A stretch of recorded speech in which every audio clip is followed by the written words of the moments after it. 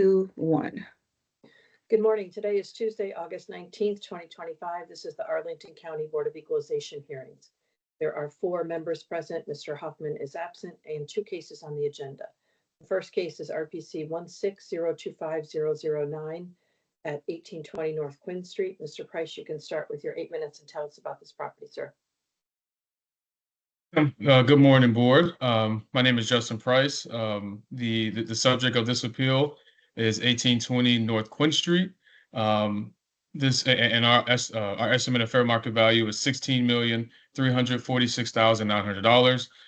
Roslyn View, the subject of this appeal, is a 45-unit, 6-story mid-rise apartment building. The crux of this case is based on the market rent, expenses, and also a cap rate adjustment. Starting off with the market rent, for our adjusted for our income analysis, we are using the potential gross income according to the rent roll as of 1/1/2025, which is found on our page 28 of our appeal package, and that shows a figure of $1,340,000, which is what we have used in our income model. And as of 1/1/2024, that figure was $1,260,000. So just wanted to state that, showing that Arlington County's $1,391,000 gross potential revenue is higher than what was the gross potential income in as of 1/1/2024, and still higher in as of 1/1/2025. Moving on to the expenses. For the expenses, we have used the 3-year average. As you can see on our page 4 of our analysis, we have 3 years of performance for the expenses. In 2022, it was $371,000. 2023, $362,000, and in 2024, it was $432,000. For a 3-year average of $388,000, which we believe is more than fair and appropriate, as at times there can be spikes or dips in the expenses. So we believe that a 3-year average is more than appropriate for the income model. And then finally, we are requesting a cap rate adjustment.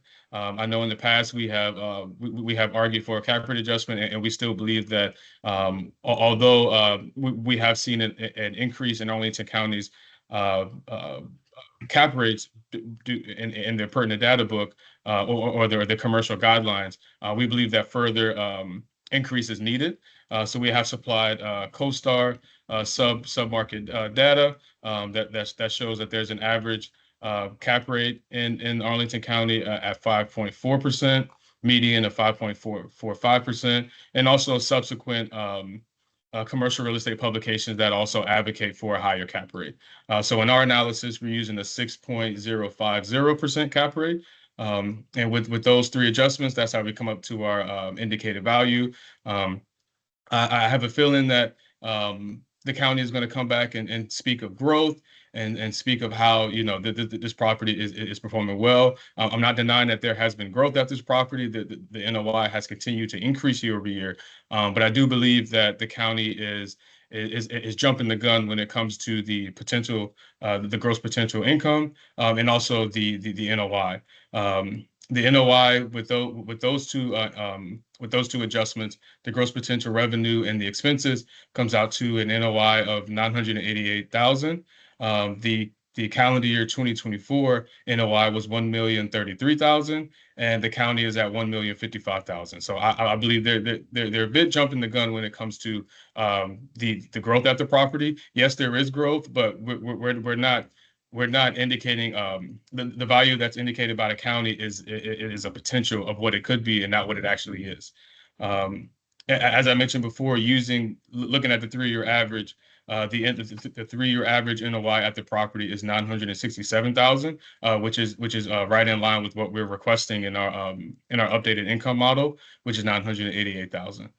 So with all that being said, with those 3 adjustments, that's why we believe a value of $16,346,900 is more than appropriate for the tax year 2025 assessment. Okay, thank you, sir. Mr. Bynes for the county, please. Yes, good morning, board. Good morning, Mr. Price. I would just like to start off by stating about the cap rate.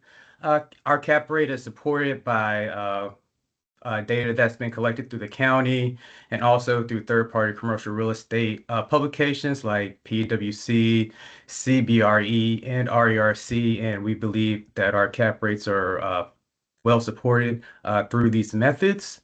Next, I would like to go to our summary sheet, and I would just like to direct our attention to columns D and E.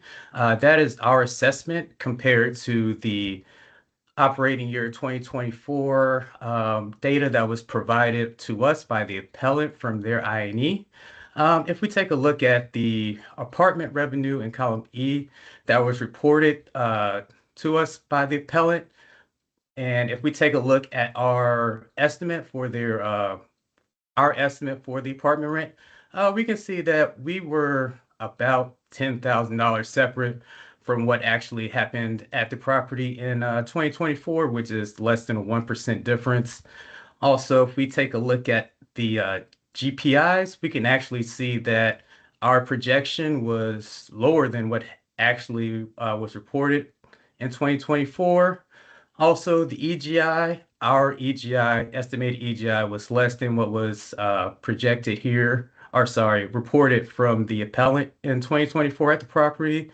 Also, if we take a look at the NOI, our projection was 2% higher than what was reported by the appellant in 2024.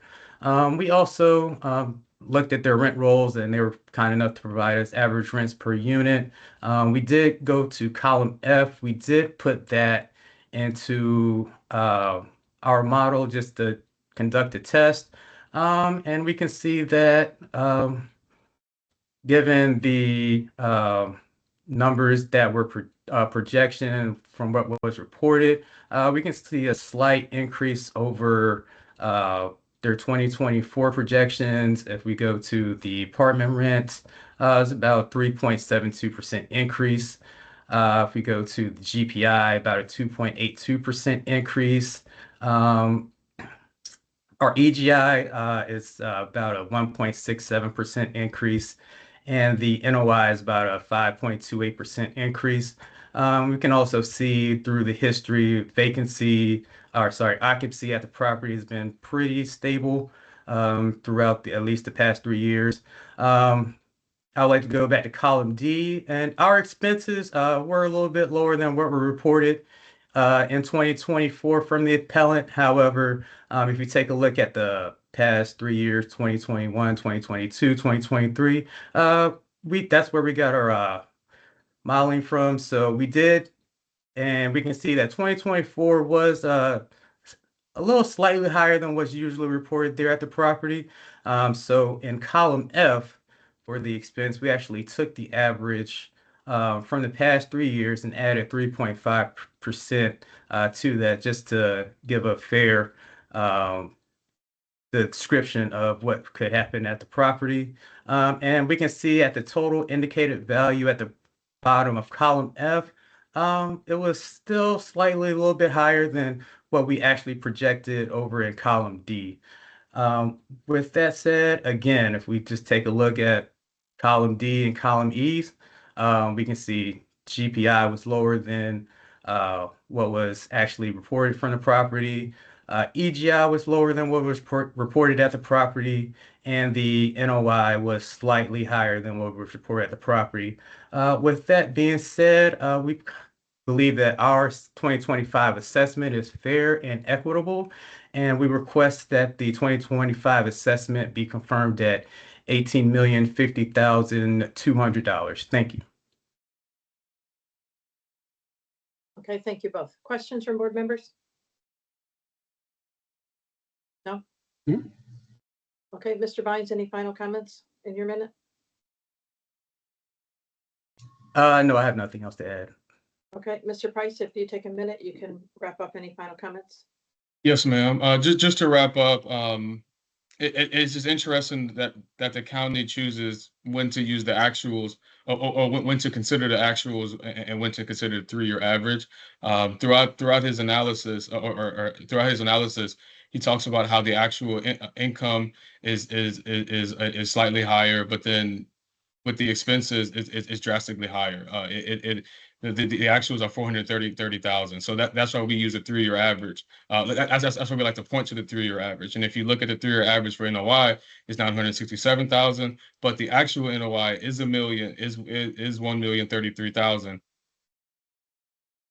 17.6 million. So just wanted that to be considered. Okay. All right, thank you both. Okay, it's just among the board members? Okay, Mr. Penrona? Yeah, I pretty much agree with everything that Mr. Vine says. So as far as the numbers, I don't see that they're out of line, GPI, EGI. However, I think the expenses, when I did an average of not only 3, but 4 years, I come up with about 28% at least on the expenses. So that's the only adjustment I made on the original assessment, and brings me an NOI of slightly less than what the income and expenses statement is for 2024, which is $1,027,400. And capping that at the county's cap rate would bring to $17,562,400. I think every other number is, it's still below what they achieved last year. So, that's the only thing I did. Yeah, I mean, I'll be honest with you. I think the assessment was pretty darn good without having the 2024 information. And so to look at it, I mean, the appellant's argument to be at, under $1 million, I don't believe the property is going down. So Right. I don't think the argument was made, to go with the appellant's numbers. It's such a small difference. I mean, to end up having a lower NOI than what was achieved, I think I lean more towards just keeping what the county did on the Okay. original assessment. Mr. Yates? Yeah, I looked at the same thing as Jose, and I looked at the expenses being off, but I agree with you that when you look at it, I can't see taking it down though. I think the expenses are off, but but by 2 points, but it performed. The NOI, everything. I can't see taking it down that much. Right. Yeah, I don't think the NOI went down, No. even slightly. So, Mr. Mendez? Yeah, I would agree with you, Mary. I took a look at the expenses just like Jose, but looking at the test column, and where all the numbers are, I think I'm okay with the current assessment. Okay, then I'm going to move to confirm the county. And that's at $18,050,200. Do I have a second? Second. Okay. Mr. Mendez is a second. All in favor? I'll go with it. Opposed? Okay, it's unanimous.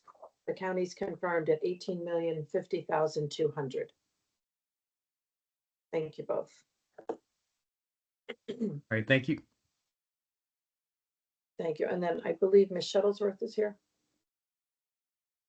Okay, the second case, IPC 1401350 at 4650 Washington Boulevard, sent a request, excuse me, late yesterday afternoon to withdraw. I assume there's no objection, Ms. Shuttlesworth?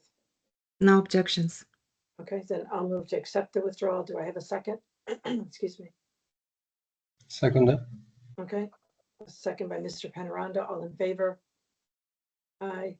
Opposed? Okay, that's unanimous. That withdrawal is accepted. Thank you. Right, that completes the agenda. I believe that's record time there. So does anybody else have anything else business-wise? No? Nope. Okay, then we stand adjourned here at 9:15. Reconvene tomorrow, Wednesday, August 20th, in person for the board members at 9 a.m. Thank you. Thank you.